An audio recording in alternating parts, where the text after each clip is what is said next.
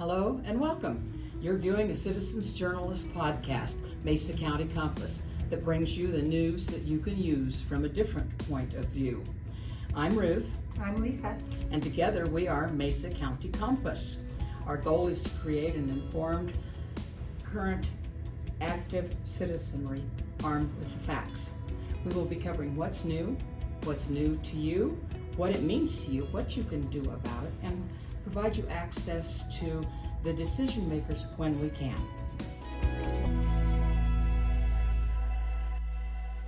Good afternoon. We're here this Wednesday afternoon doing our Mesa County Compass podcast, and today our guest is Gregg Palmer, who is a past city council member for Grand Junction. Past mayor as well, yes, and just owner of Brown Shoe Fit. Lisa's got it all. No, I'm sorry. That's fine. Gregg, welcome, and give us just a little background about yourself before we start in. Lisa's given part of it as you being the owner of Brown's. But well, I've been in Grand Junction since 1980. I did have the pleasure of serving on the DDA board until I was elected to city council. Also served a term as mayor. I've owned, in a partnership, Brown Shoe Fit Company in downtown Grand Junction, as well as two in Durango, a couple in California, Oregon, and around. So I've been in retail pretty much all of my life, and just have been fortunate enough to be involved in the community that I call home. That is really nice. And a couple of kids here, grandkids that are running the store. And my granddaughter now is running the store. I am mostly retired. I think I worked 6 hours last week, but not all at once. Oh, good. I kind of spread it out a little bit. There you go. Best way to do it. So I thought it was interesting that you, now when did you serve on city council? And do you know how you find out who have been on city councils before? Because when I look, it never lists who previous city councils were. I term limited out on city council in 2011. If you go through the clerk's office, they have a list of all council members past. Okay. And a list of mayors chronologically from when the community started. Oh, okay. Well, that would be very interesting to see. I could get a few of them here and there, but not the full list. Mm-hmm. So, well, most of us are forgettable. Oh, well, don't know about that. But you also were really thinking that when the Downtown Development Authority started, because we kind of want to talk a lot about that today, maybe other stuff too. But when it started, what was the purpose of the Downtown Development Authority and their taxation? They have TIF too. I'll get into the TIF in a minute because it is a little bit confusing for most people to understand. Mm-hmm. The discussion for establishing a DDA started actually in the late 70s.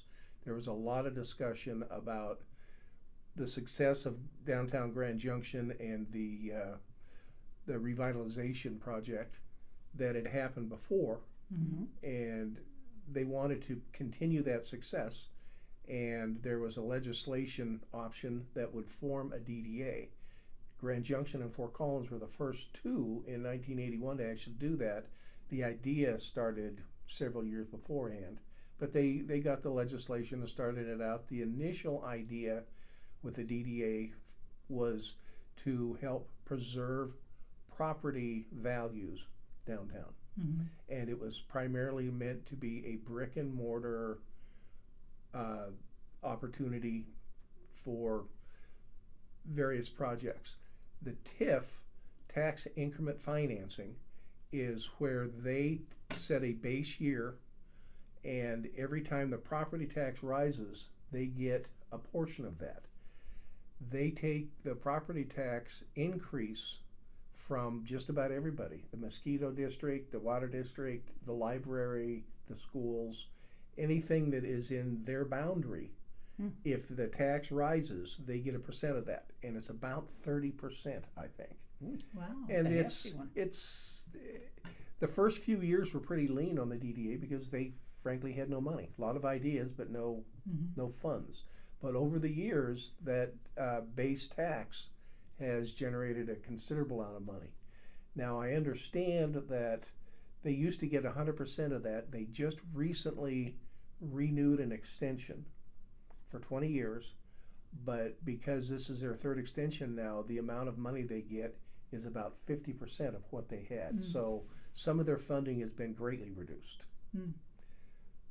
But they do have quite a bit of money. I think that the tax increment, the increment is the amount above the base that was set, and the increment is probably bringing in excess of $2 million a year. Wow. And what they do is they escrow that money, and if they have a project that they want to work on, they will borrow the money from the escrow and then pay it back from the money that the TIF raises. Oh, okay. That's kind of how that works. Yeah, so they get to do the project up front. They're They're a lot of times the first money in. Okay. And that's there's pros and cons to doing that, but yeah, a lot of times they're the first money in on a project, and they'll initiate the project.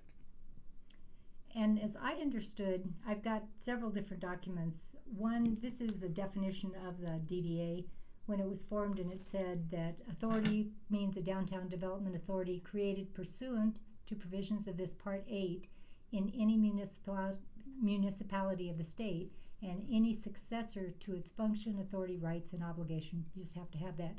But 1.5, for the reason for the DDA, is a blighted area, means an area within a central business district which, by reason of presence of substantial number of deteriorated or deteriorating structures, predominance of defective or inadequate street layout, faulty lot layout in relation to size, adequacy, accessibility, usefulness, unsanitary or unsafe conditions, deterioration of a site or other improvements, unusual topography, defective or unusual conditions of title. All of this going on sounds like when that DDA was started, it was a great idea to, like you said, preserve. But it sounds like now our DDA is not trying to fix up for deterioration. Now we've got things that will make it look what they envision. So is it stepping outside their boundaries, or does that still fit within that definition? I don't think that downtown Grand Junction could ever really be described as blighted. It's always been a fairly healthy part of the community. They were looking initially, at least when I was on the DDA, back when dinosaurs roamed the earth, it was more economic development and trying to preserve property values. It then became, in the second iteration, the second 25 years that they were in business, a lot of public improvements, amenities, and the DDA has done a lot of really good things within their boundaries. They have expanded their boundaries considerably, particularly to the south downtown area. But they have primarily looked for projects to increase not only property values, which is still at the core of what they're doing, but to draw more people into the downtown. The other part of the DDA is the Business Improvement District. And they're kind of twin sisters, if you will. And the BID is in charge of running events and that type of thing. The DDA is really more of a capital building and structure part of the organization. So it has morphed from the beginning. It has morphed, absolutely. Absolutely it has. And I could go on quite a bit about some of the amazing projects they've done, and they've done some really good things, but they've also not stayed in their lane, if you will. They have boundaries that they have to stay within, and some of the projects that they do have affected the entire community. Well, that's really not what the DDA is meant to do. Right, I agree. So what would you say were some of the good projects? A couple, I know one thing that I thought was really neat, and I don't know if it came from DDA or from the chamber, I think more DDA, was the idea that, if we have people living in apartments above businesses, that will keep it safer because there's somebody down there all the time. And I thought, yep, definitely a great idea. Make those lofts, make them really attractive. So I thought that was good. And very much. When Harold Stolf was the director of DDA, that was one of his big pushes, was to have more people living in the downtown area. He didn't want the sidewalks to roll up at 6 o'clock. And that was a phrase he used often, and I understood that. He wanted more live, work opportunities downtown. He wanted outdoor dining downtown. He wanted more of a 24-hour feel. Now, downtown still closes at some point, but there's a lot more nightlife activity in our downtown, and that's a good thing, and more people living downtown. The DDA has really been involved in housing downtown.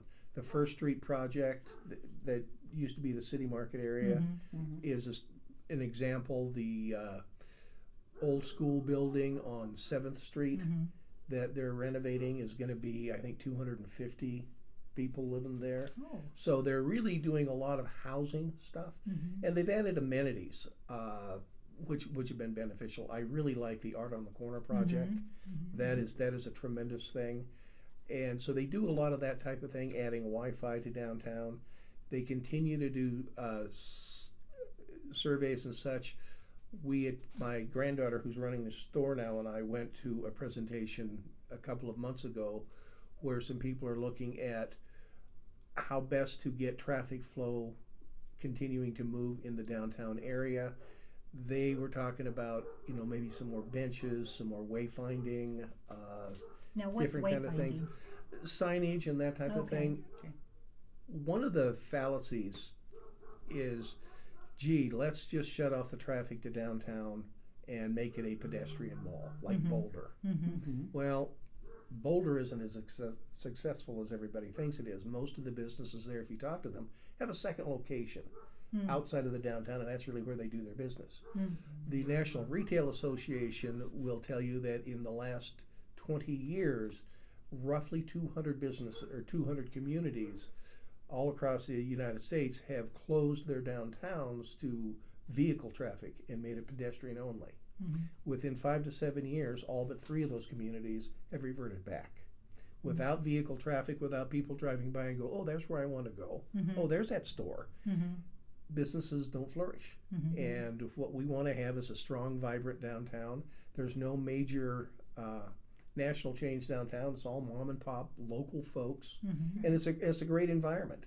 Right. So we'd like to keep that. And the DDA is largely instrumental in doing that, but there are some things they do that make me wonder. They have talked increasingly about parking, and parking has generally been pretty adequate, but the parking lot behind the rock slide, which happens to be the block that my business is in, had 5 entrances. They've closed 4 of them. And so you have ingress and egress out of the same space. And you have a major event downtown, and it bottlenecks. And you also have to pull halfway into the street to see if any oncoming traffic is coming. The DDA has proposed closing that lot. They have talked about putting a stage in there and making it an entertainment center. They have, for somebody who is supposed to promote the infrastructure for downtown, those are not the things that help a downtown community. No, absolutely not. They're now involved in the Whitman Park. Right. And that's going to be an interesting thing to see how that comes out. Now, they also, I think, had a hand in Emerson, and while I don't necessarily get excited about skateboarders, the park is beautiful, and it was very well done. Whitman Park is going to be an issue because you've got one-way traffic on several sides of that, and it's kind of landlocked. Right. Yes. But I know the city and the city council had a lot of discussion on what to do about the transient and homeless community down there. And there just really aren't a lot of real good answers. But the DDA really needs to focus on, in my opinion, things that will enhance structurally the core area of downtown. And I think sometimes they get away from that a little bit. But the DDA has 9 members, 8 of which by statute have to live or work or own a business in the downtown area. So they're basically downtown oriented people, but they're not necessarily retail people. And quite frankly, in a downtown that has no retail, it's really not a very strong or successful downtown. I thought that originally, and correct me if I'm wrong, that the DDA did start out with those people being owners of the businesses downtown or having some kind of an interest there. There was a lot of business people initially in the first several years that were on the DDA. When the DDA began to be more brick and mortar, some of the business people lost the enthusiasm for it. The Downtown Association initially was part of the DDA, and there were some court rulings that indicated that using tax money for event promotion was not probably the best spending of tax. And I can't really argue that. Right. No. I understand that. And so the BID came into existence. There's still a Downtown Association that kind of loosely does special events, but the BID does events that are not really retail oriented, which is a little more appropriate for spending of the tax money. But even then, not all events are good for downtown. Okay. You know, in my mind, when you close all the streets for a bicycle race and you invite everybody down but they can't get there, that kind of is counterintuitive. Right, exactly. Well, and I noticed, I wondered if the DDA, and I have no basis for this, if they became much more active when the mall came in. And I don't remember exactly when that was, but it seems like while I was away at It college. was in the early 80s. Yeah. It was in 1980. When we opened our business in 1980, the only store open at the mall was Penny's at that time. And so it was a weird time in Grand Junction. A lot of the businesses opened a second location at the mall, like Brownson's clothing store, people will remember. A lot of people like Penny's moved out to the mall. Right. And that was part of the DDA initially, was we don't want to have a downtown that has a whole bunch of empties. Right. You know, you get empty buildings downtown, you get a broken window, they don't get fixed, the next thing you know, it really is blighted in a slum area. And so that was the initial impetus for the DDA, is to make sure that property taxes stayed good, that we could attract businesses to be downtown, and we wanted it to be a retail center. It had been, you know, since Grand Junction started, and the malls were threatening a lot of downtowns. Grand Junction is fortunate that their downtown has stayed very strong, very vibrant, and very vital to the community. You know, when we have parades, very we pleasant, don't. Yeah, when we have parades, we don't have them out at the mall. You know, we have them downtown Main Street. Right. And the Art on the Corner project that the DDA was involved in has been terrific. Oh, I think that's been a fantastic addition. Yeah, a couple of years ago, downtown was rated as one of the top 3 tourist activities if you come to Grand Junction. Well, and I know that with you had the parking lots behind, like you said, and you had that pass through your store where you could get out to Main Street, and it was brilliant. But what I'm wondering is, what were some of the changes that are out of their lane, in your opinion, and are you seeing any change that it's going to go back? Because I know that that pedestrian mall idea, or promenade, and then the bridge that would go over eventually to the river. Riverside, I do think that that's outside their purview, spending a lot of money and getting CDOT to do their work for them. Well, and some of the housing things that they've done, they put a lot of money into that First Street project in order to make it financially viable for the builder. Well, should we be spending our tax money to make sure that he makes money? No. No.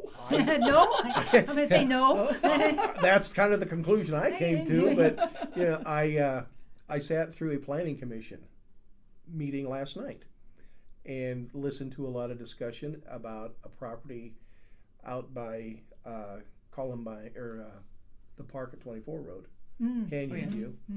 And the developer said, the only way that I can make this financially work is to go from 4 units an acre to 12. All the surrounding area is about 8 houses to an acre, and he wants to make it even higher density.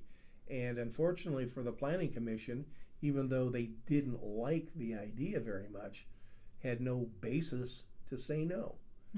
And I hate when people in public office have to support something just because the person can't make the pencils work.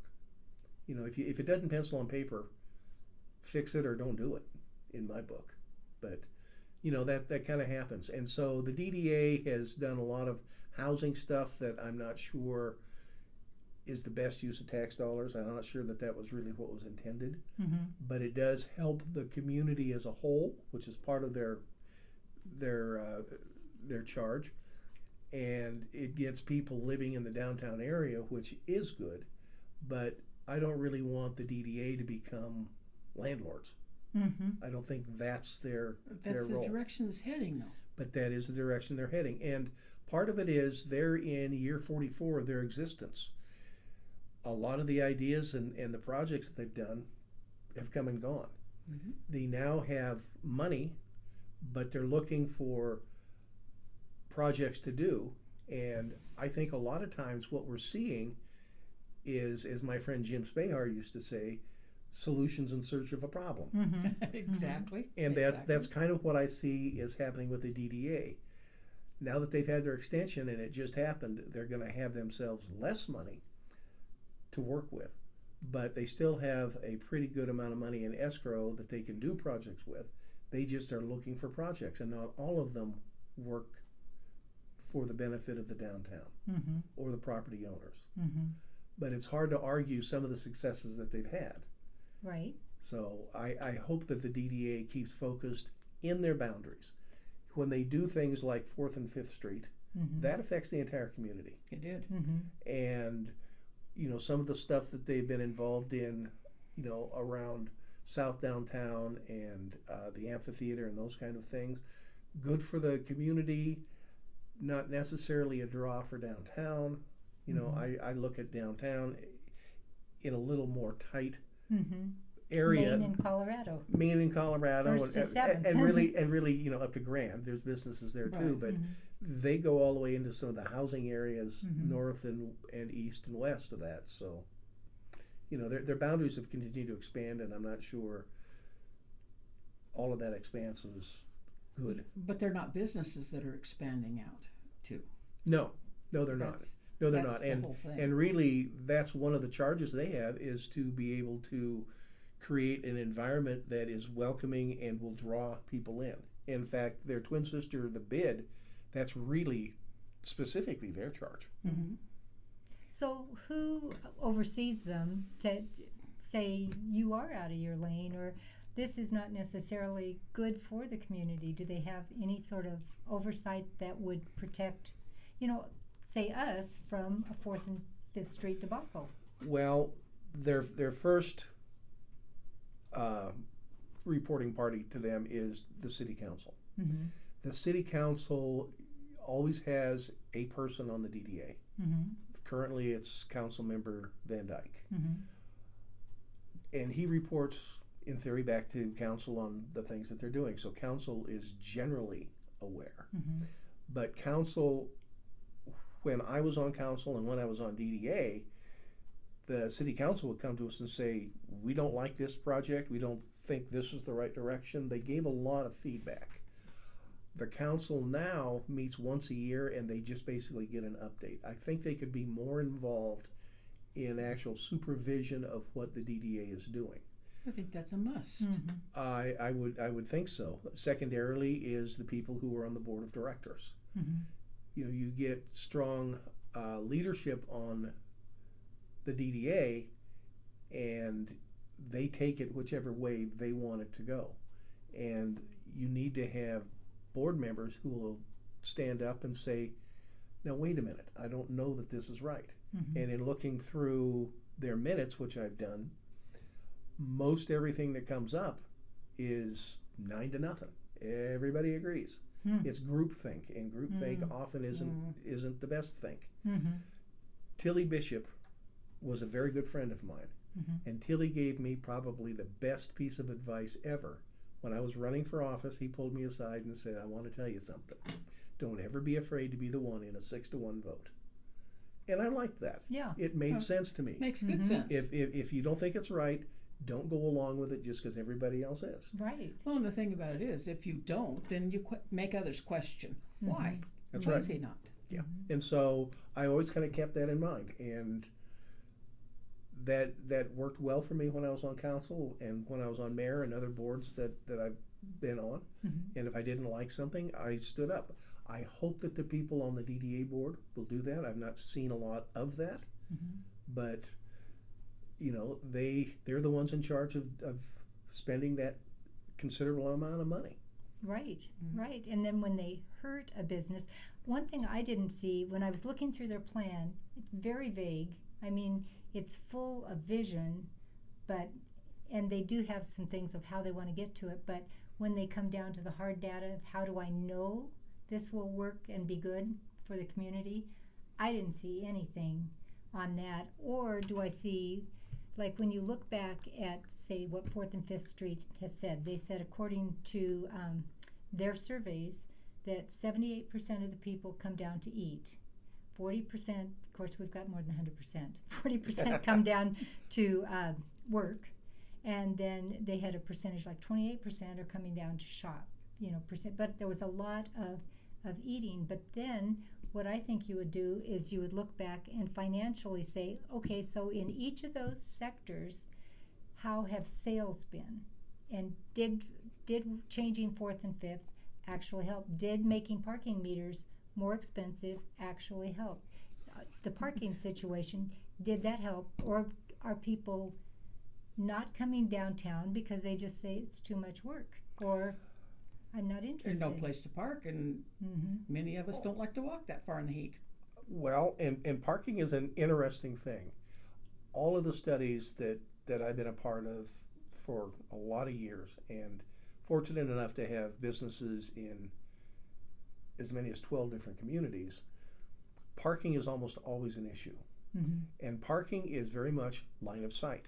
If I can see where I want to go, I'll park there, and if I have to walk 2 blocks, okay. Which makes it work really well for malls. Right. In a downtown area, if I have to park around the corner, oh, that's too far. I can't see where I'm going. And it's a mindset that people have. That's interesting. It is, it is a thought, though. Well, that's a lot of what the surveys and stuff have revealed. But the parking meters is one of the things that the DDA controls that I disagree with.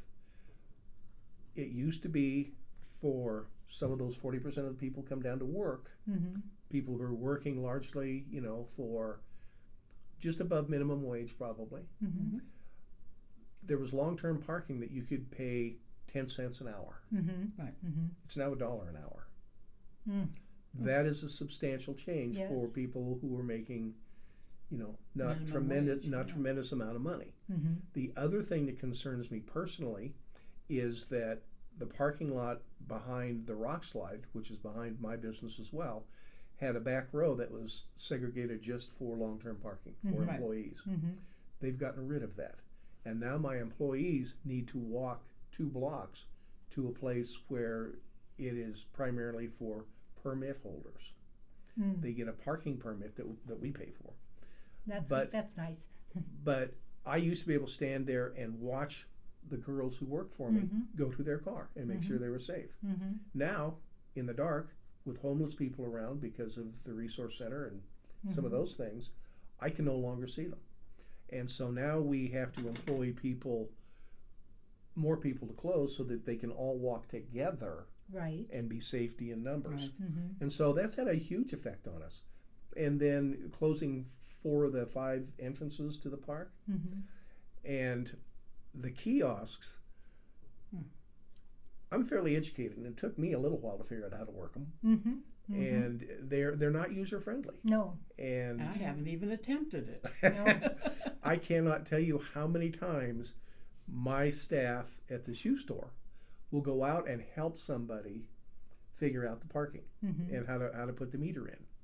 And the whole idea of parking is to keep traffic moving and not to be confusing and not to be so overly expensive that you don't want to do that, or you get a ticket which is really leaves a sour taste in your mouth, and the Right. tickets are very expensive. They are very expensive. So- Been there, done that.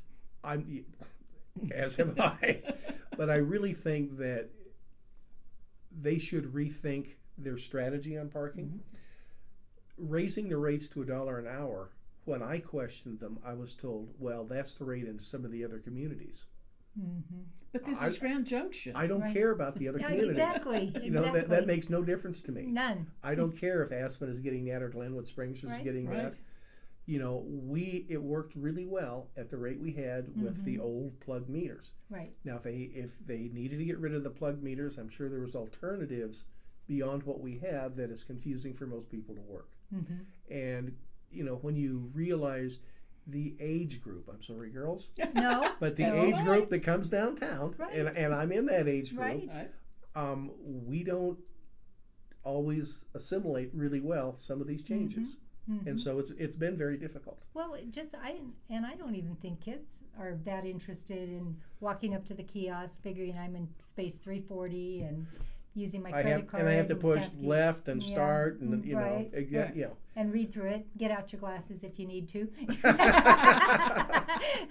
But the whole thing on that too is just the expense of it too. Says, why would I go downtown when I can go to Amazon, or I can go? You know, maybe if I want to go downtown to dine, maybe I will. But if I'm going down to shop, for me, I don't like the kiosks, but the parallel parking is where I'm not going, because nobody wants me to go there. They had little signs that said, please don't parallel park by me. Well, and this again is some of the area where I think the DDA has stepped outside of their lanes. They've not made it easier. They've not made it more convenient. They have forcibly removed some of the people who work in the downtown area and forced them, you know, to a different direction, farther away from their work. And it just it was unnecessary. And I'm sorry to see that continuing on. I hope that at some point they'll take a look at that as well, because that is something that the city has turned over to the DDA, said, you know, you're in charge of the downtown core. You guys do what you want to do. Oh. They could have supervised it. They could have questioned it. They could have dug into it a little bit, but they did not. And that a little bit I put on the city council members. I would think so, yes. Definitely. So what do you think can be done to improve that? We need city council to get back on board. I also struggled with, I was looking at their Vibrant plan, and they talked about having 20,000 people that they do through social media.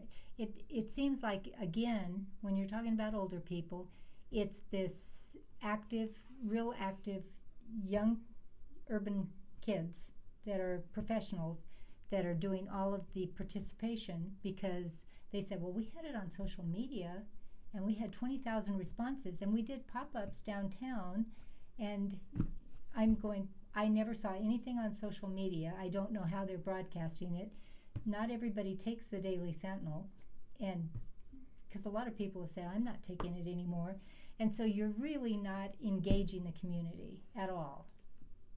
In some of the more recent board minutes for the DDA and the bid, but primarily the DDA that I've read through recently, they've talked a lot about communication.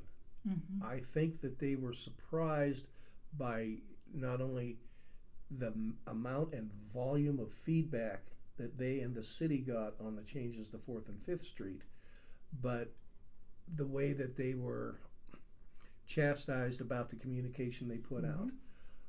I have owned a business on Main Street for 45 years. And the only reason that I knew about the plan was several years earlier, when I was still, you know, fairly involved with the city. The engineers were talking about, this is what the DDA wants to do. They want to change the one-way streets to two-way streets. I saw that. That's in their not going to plan. work really well. Right. Okay, now we want to go down to one lane. Well, we're getting more and more traffic in town. Why do we want to lessen lanes? They then say, you know, we had all of this outreach to the merchants. I know that the merchants in our block, and there are a number of them, virtually every one of them said, we had no idea. We weren't talked to, we weren't consulted, we didn't see anything, We didn't get any mailers. We didn't get anybody stop by. We didn't get any kind of contact or input. And so I think the communication piece is really where I hope you asked a moment ago, what would I like to see change? The communication. I think that is the largest issue that I have personally with the DDA. I love a lot of the things they've done. You know, the Avalon Theater is terrific, and you know they've done a lot of good things downtown. But the communication has continuously lessened, and they will tell you either through them or through the city, oh, we had this great outreach and we had all these people show up and all these people respond. I don't really believe that was the case. Because the only time I can remember any kind of an outreach that they had a large community outpouring was the one that they had at the Art Center on 7th. That was the biggest community outreach that they got into. Yeah, and I think that there's ways that can be changed. And I know Cody Kennedy I value as a friend. He is the current mayor. And Cody and I have talked about how we did things 10 years ago at the city and beyond, and what we can start doing now. And I think there's a lot of opportunities to meet the public where the public is. Not make them come to the city, but the city should come to the public. And do coffees with the mayor, do neighborhood get-togethers, do things like that used to be done that aren't anymore because it took up staff time and it cost some money, and you know, we'd go someplace and only 40 people showed up.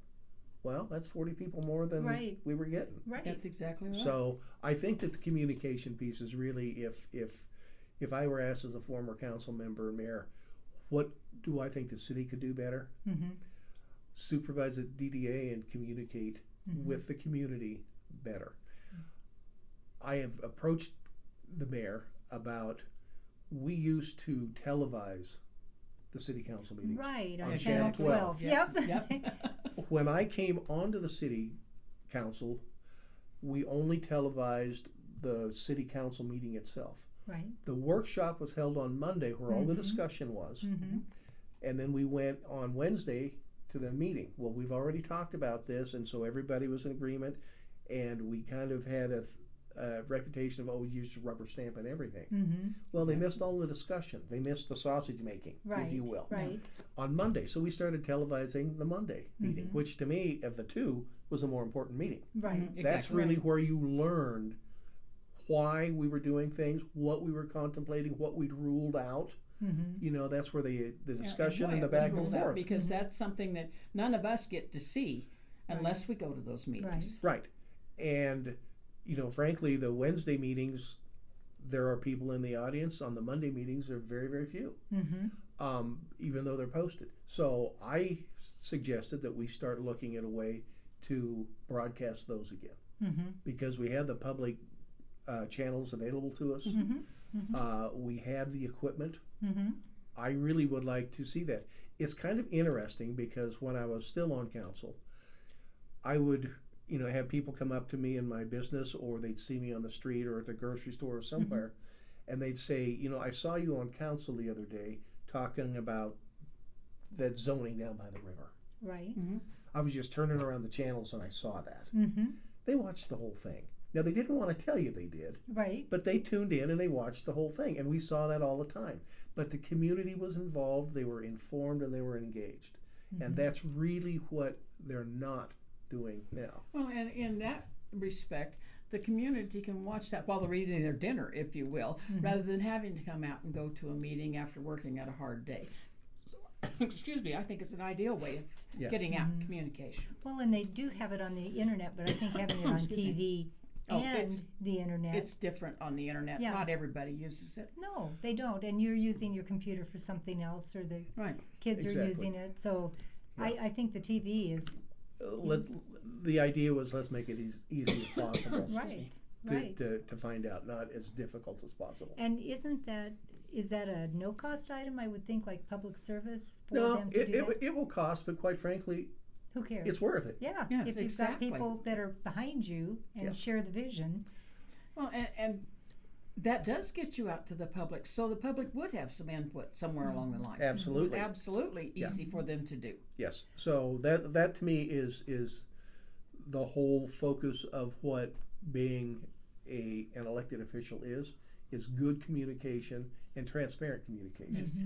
Now you can't, involve the public in everything. There are certain negotiations, personnel, or looking to buy a property or whatever that has to be done behind closed doors Absolutely. for Okay, certain and reasons. But And they I have do have- executive sessions for that. Yeah, Yes. I do have a question on that. So, that big brouhaha about the Martinez's and the executive sessions, and Scott was saying, well, you can't tell them that they're looking at your property, even though they've included it in the scope of their plan and said, yep, this property is going, because then the property would go up in value 25%. And I think, but if that's your business and they came down and they said, we're not going to include Browns and we're going to take Browns, that's right where we want to put something, and they don't tell you until you see it in the paper, it seems to me like that executive session is too executive, because I want to know that you're thinking that I have to sell whether or You're not messing I with want people's to do lives that. in that case, though.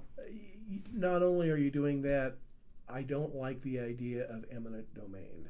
Oh, amen to that. When we were building the Riverside Parkway, Mm-hmm. we were buying a lot of property that was not the best property. It was Right. pretty well run down. Mm-hmm. And we made a decision deliberately as a council that we're going to go in and we're going to buy this structure on Struthers Avenue. Mm-hmm. And some older single Hispanic person is living in. The structure is worth $50,000 or whatever. Well, that's what we probably ought to buy it for, but they're not going to find any place else to live. Right, and that's what they can afford. And so we, as a council, deliberately said, we are going to probably pay more than what we should for some of these structures, but it's what's necessary to not only feel good about what we're doing, but to make sure that we're not just uprooting somebody and leaving them out on the street with no options. Perfect logic. And so that was the tack that we took, and I think that, you have to always be mindful that the decisions we make are affecting lives. Mm-hmm. And I understand the need for executive session to actually talk about dollars and cents and such, but could you go to those people and say, listen, we're going to have some discussions about your property and we think this is probably part of the plan? I don't see anything wrong with that. And that's part of the outreach. And some of the discussion probably happened during workshops that I wish were televised, but aren't. So another question I have, it's so great having somebody that's been on city council. I was overwhelmed with the first time Cody was on when he said, I have 450 pages to read a week.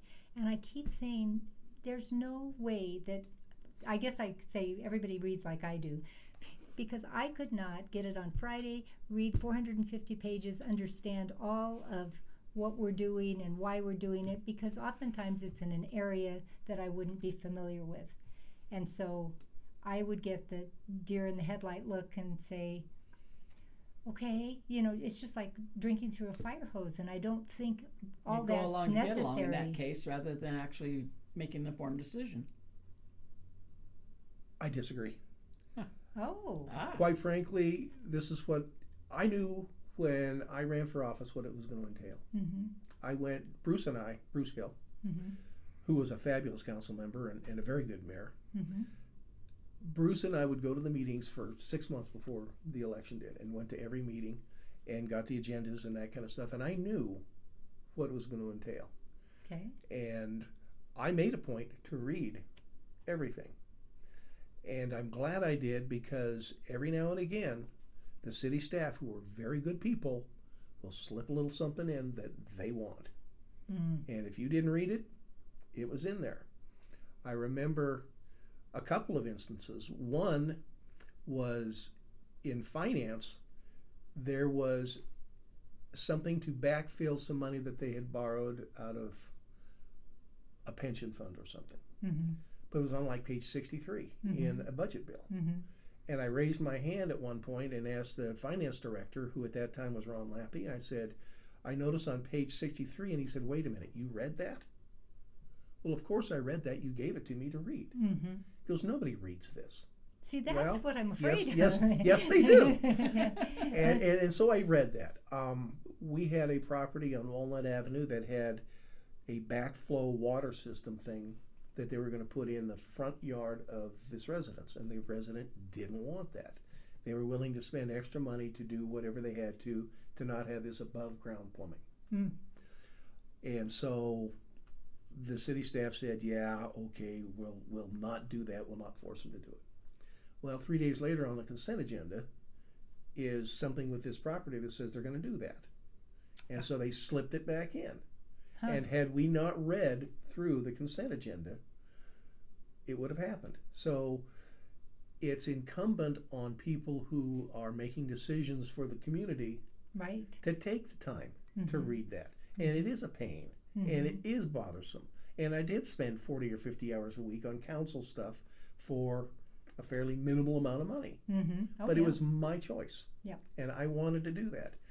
I'm proud of this. Every property that ever came to the city council that was to be zoned, I went out and stood on the property and looked at it and go, yeah, okay, no, I get this. Or it's too much traffic over here, or where are they going to put the roads? Mm. But that was what was important to the people that I was representing. And so I did it every time. Mm. And there was more than one time that the police would show up and say, we got a call about somebody standing out here just looking around. Well, yeah, that's Yeah, me. yeah. Yeah, it's Councilman Looking Palmer. suspicious. It's Councilman Palmer again. He's out Yeah. in the field looking at top, Yeah. So, but those are the things you sign up to do. Yes. And if you're going to run for public office and you don't want to be vetted and you don't want to do the work, don't run. Mm-hmm. Well, I just thought the sheer amount. I didn't know if there was fewer pages because I think that sometimes you don't have to have it quite so complicated. And Cody may have been exaggerating a little bit. Some of the items can get pretty lengthy. Mm-hmm. But on the other hand, if you aren't aware of all the nuances and the pros and the cons that are in staff reports, then you're really making a decision that you don't have the basis and understanding to do. Right. But I think sometimes they can just say, I can't make a decision on this right now. Like when they decided to turn around and say, well, we're gonna listen to this and we've made a different decision, we're voting on it tonight. I think you've had this pilot project going for so long. If you had any doubts, just say, we don't have to make this decision tonight. I have seen council do that, and I appreciate that. I know that there are certain council people, past and present, who don't read through everything. Mm-hmm. And if you watch the council meetings, you can pretty well tell who's involved and who's aware and who isn't. Mm-hmm. Yes, you can. By the fact that they're the ones who are engaged, they're the one who's asking questions, Mm-hmm. they're the ones who are leading the discussion. Mm-hmm. Yeah. Mm-hmm. But in my mind, It's a fair. you know what you're getting into, Okay. and if you don't, that's your fault. Okay. But do the work. Mm-hmm. Fair enough. If you are a community leader, you need to do that. Lead. How can the community seek to make any difference in decision making to benefit us? So that wouldn't have happened to us, like you said, that affected the whole community. But if you don't know about it, I guess that's where, and you're saying it's back on communication. I just don't know how you know, and then how you get people out to effectively say, have you thought about this? Have you seen this coming down the pike? I think that one of the best things you can do is talk to a council member. The city council has districts, Mm-hmm. but the entire community votes for All of them. everybody. Mm-hmm. And they did that because they don't want, all 7 members living On the Redlands. on the Redlands Or- or wherever. North, yeah. Exactly. And so you've got 2 at large, and the rest of them are all from districts. But if I'm in District C and you live in District A, you can still call me Mm-hmm. and ask. I think council people need to be a little bit more accessible. One of the reasons I had the relationship with the community and the media that I did when I was in office is they knew where I was. They could walk into my store on Main Street, and there I stood. And there were a lot of times I came back from lunch and there was 1 or 2 or 3 people standing there wanting to chat with me about something. And that's a good thing. But you know, in a lot of the people's jobs and you know, they work where they work, but they can't just get a walk-in or a drop-in visitor. And that's too bad. And perhaps what the council needs to do is establish council hours. You know, we're going to have a councilman in the council office every Wednesday from 9 to noon. Oh, nice idea. If you want to go in and talk to somebody, go in and talk to somebody. It doesn't matter what council member. This is part of the outreach and the communication piece that I think that we should do, because there's a council office on the 2nd floor of City Hall, and it would be really easy to have somebody sit in there every Wednesday or every Tuesday or whatever it is. And they could alternate. And they alternate. They rotate. It wouldn't be as big a imposition on anyone. And staff is right there. So if you ask a council member a question they don't know, which is certainly possible that they won't, the amount of things that come to council is just staggering. And you have to know everything about what kind of motorcycle the police prefer, to what the water level in the river is, and what's going on at Persego wastewater treatment. I mean, it's just tremendous. And you don't always have all the answers, but you know the right person to call and ask. Well, and that's the whole thing, like you said. If you have it there at City Hall on the 2nd floor where the staff members are, you can call them and say, hey, we got a problem here. What can we do about it? Or what do you know about it? We have a question. And it's a great idea. And if nothing else, time. I'll get a hold of the engineer or the staff person that knows about this, and I will call you back, or I'll send you an email or a letter, whatever you prefer. It all, here again, it comes back to communication. And so you ask, what can people do? Get involved. And by getting involved, that means reaching out to a council member. Their emails are on the GJ City site. A lot of them don't have the jobs that you can just drop by on, but you can leave them an email, you can send them a letter, you can call them. I believe most of them are fairly responsive. You know, if they want to get elected again, they will be. Yeah, right. So that's what I would look at doing. And I've encouraged, you know, several council members to start thinking about, you know, more outreach into communities. You know, we've had neighborhood ice cream socials, and we did a thing in Lincoln Park one time where we, you know, went down to the park and cooked hot dogs and had people stop by. Transients loved it. It's the best hot dogs they ever had. Well, and they do that in other communities too. Like Fruta last year, they had their concerts in the park, and the mayor came around and handed out ice cream bars to everybody that was at the concert. You know, just to get to know them. I think that some of the things that I've heard, like having them at farmers market, maybe, but a lot of times if you're just in a booth, I'm not sure that can be a little intimidating. And two, some of the mindset of the council people is, I'm supposed to be here for the Monday meeting and the Wednesday meeting, and that's my obligation, and I'm done, and that's it. That's not it. And when we vet these people and we think about who we're going to vote for, that's the kind of question that I think is fair to ask and fair to find out. It's a 24/7 job. It is a 24/7 job, and what is your obligation? How do you see the job? What's your commitment to the community going to be? And that's part of, I think, what any elected person should be able to do. I agree. So yeah, choir. So Ruth, do you have other questions for me? I just love. We just want you to talk and tell us what we need to ask you. What we need, exactly. Yeah, where we need guidance and direction and. Grand Junction is a great place. It has a lot of wonderful things going on. By and large, the city staff is very competent and very good. They are there before you show up as an elected, and they're after you. So, you know, sometimes they're going to try and do things the way they want them done. It takes strong, thoughtful leadership, people who are going to read through all the packets and know what's coming up. But I think Grand Junction really is headed generally in the right direction. You know, there are some things happening in the downtown core that I personally don't like. the parking in the streets. The streets will get reworked to some extent. We'll see how that works out. But by and large, the community is growing. It seems to be a fairly organized growth. There's a lot of infrastructure that needs to be done. I wish that we did more undergrounding on utilities, because it really makes the view corridor so much nicer than looking through 200 telephone lines. But we used to have horrible floods in the valley. We don't anymore, because that's now regulated. We've got good traffic flow through the community, as long as we don't keep shutting off roads. Exactly. We're so much more diversified in our economy than what we were.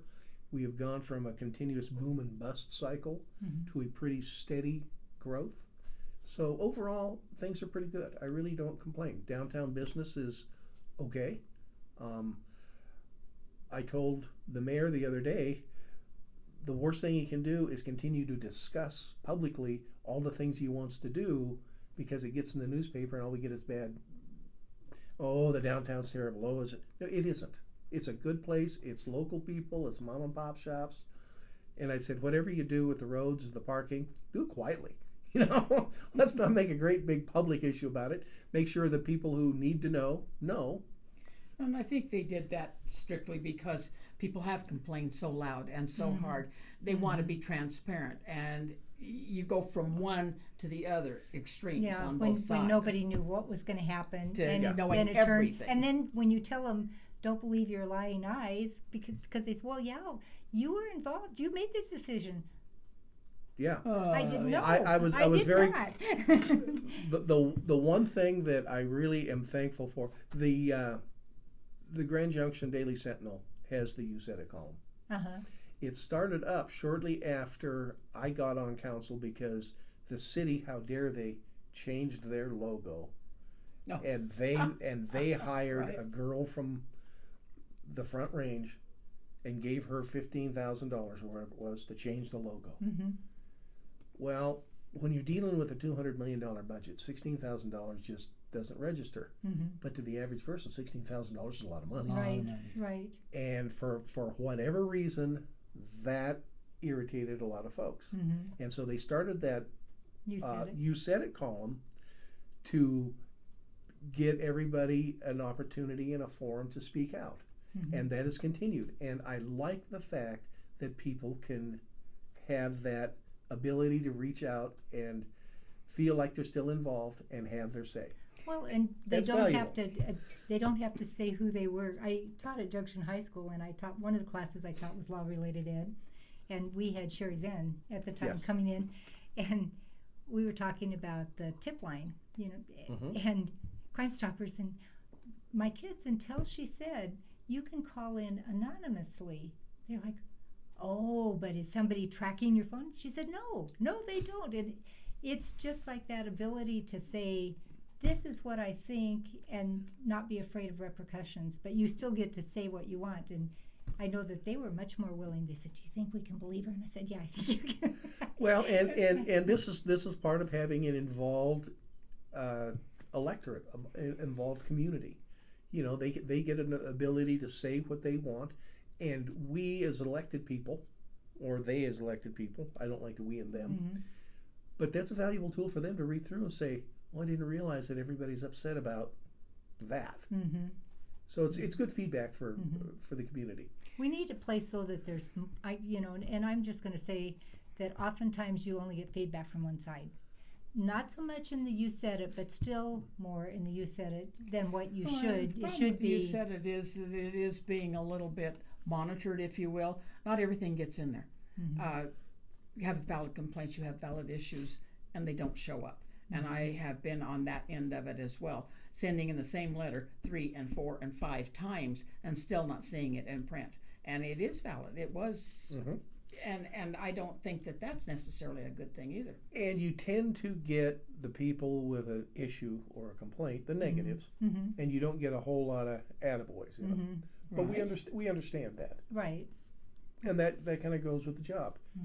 Anybody who's in elective office that thinks, hey, we can please everybody, is wrong. They're not going to be there long, and they're not going to be happy. Right. Well, anything else that you want to say about it? You can have any topic. Climate change. I don't care. I'm just giving you an open road here. If I were to ask anything of the city, is probably to review their maintenance. It used to be that they would resurface every road in town every 7 years or 8 years. Some of the roadways are in terrible shape. We used to have an alley program where they would try and pave and clean up some of the alleys. There are some of the alleys in town that are almost impassable. They are indeed. They are indeed. I think that we have had so much deferred maintenance over the last number of years that the sheer volume of work that's out there to get back to the kind of community that we want to have is staggering. But I think that we have to look at that type of thing. We've got a lot of codes and that type of thing that cover pretty much everything in the community, and council is pretty aware, I think, of the type of community that we want, what we want it to look like, how we want it to function, how we want it to be. And so, we don't want quants and huts everywhere, and we don't want dirt roads. But a lot of the infrastructure, we're so worried about building new that we're not taking care of the old roads.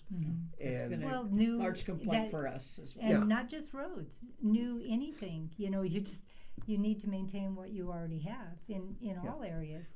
So if you had three, I'll give you the last thing. If you had three priorities for city council, what would you're mayor now, what would your three priorities be based on what you know about the community? More communication, outreach, in whatever form that takes. Okay. Take care of the infrastructure. And as a third, I would look at trying to get more involvement from the community and I don't know how you do this, but some kind of education for people who want to run for office about what it takes, what your obligations are, how to view it. What should you look at as your number one priority? For me, it was always public safety. Okay. I don't think there's anything more important for an elected person than to make sure that people in his community are safe. We had the big ambulance thing when we were in office, where AMR wanted to continue running the ambulance thing, but the fire department wanted to take it over. And at the time, it was a big controversy, and I didn't understand it. Because to me, I don't care if it costs the fire department a little bit more money. They have more people, more training, better equipment, and it was by far the safest, best way for the people. That's all I wanted. I don't care if it costs an extra $1 million, which is a lot of money, but I would have just it's assumed life and death. I would just as soon have an ambulance parked in every block in town. So if you have a heart attack, you're there in 2 minutes. Right. But most of the time, if you walk down the street and you got hit by a bus, the fire department's the first people to show up. Right. They stabilize you, they treat you, they put you on somebody else's vehicle, and that person takes you and they collected the money. That made no sense to me. Half the time the fire department or an EMT guy would ride with you. Well, if we're doing all the work, why aren't we getting paid? I thought it was a pretty easy decision personally, but boy, it was a lot of controversy at the same time. I remember that. Yeah. But in my mind, public safety is always going to be the first thing. But if you say that to people too, this is why I want to do it this way. This is explaining just like you did. Yeah. I think people, okay, I can see that makes sense. Well, and this is part of the outreach to council. If council votes on something, they should always be able to answer a question, why did you see it that way? And even if I disagree, if you've got a good reason, okay, fine. But they don't always get an opportunity to give that reason. This is why I think, if my third thing, I would want them to start televising the Monday workshops, because that's where all the discussion and all the back and forth and all of the reasons are laid out. And I think that would help the communication issue probably more than anything else. Okay. Sounds good. Well, you've been watching Mesa County Compass. This is the facts as we see them, the truth as we know it. You decide. Thank you. Thank you for the opportunity.